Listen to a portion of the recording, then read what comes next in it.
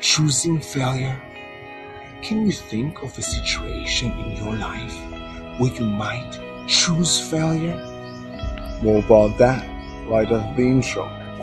We're going to do one journey. Episode 359. Ching, yeah.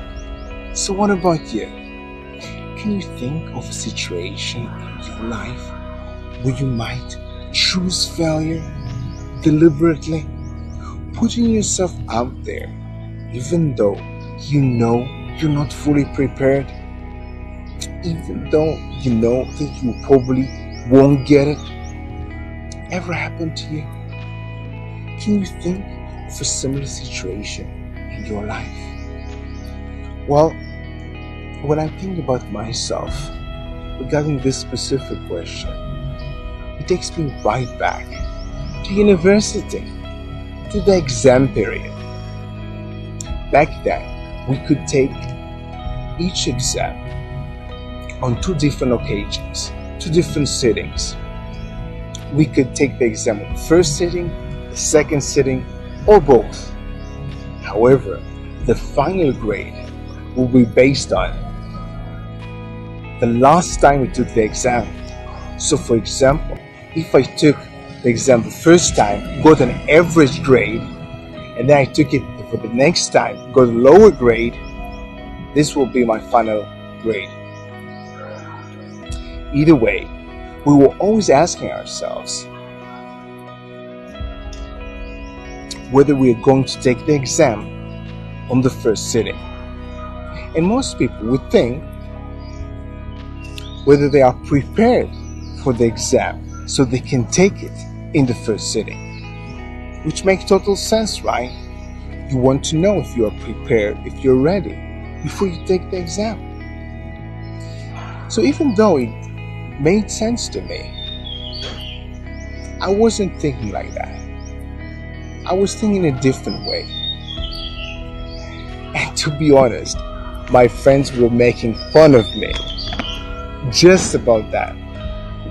I remember a time I was with my friends in university, in the park as well. We were just sitting there and someone was asking me whether I'm going to take a specific exam on the first sitting. And I was just there about giving me an answer.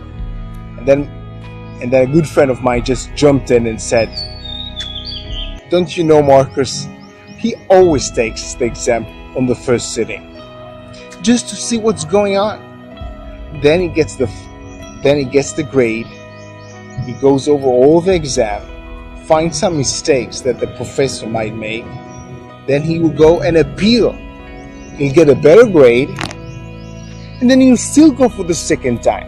He'll take the exam on the second sitting, and then guess what? He will appeal again." And they would laugh. And to be honest, the way he was presenting it was a little bit funny. But on the other hand, it was also the truth. This is how I was handling taking the exams.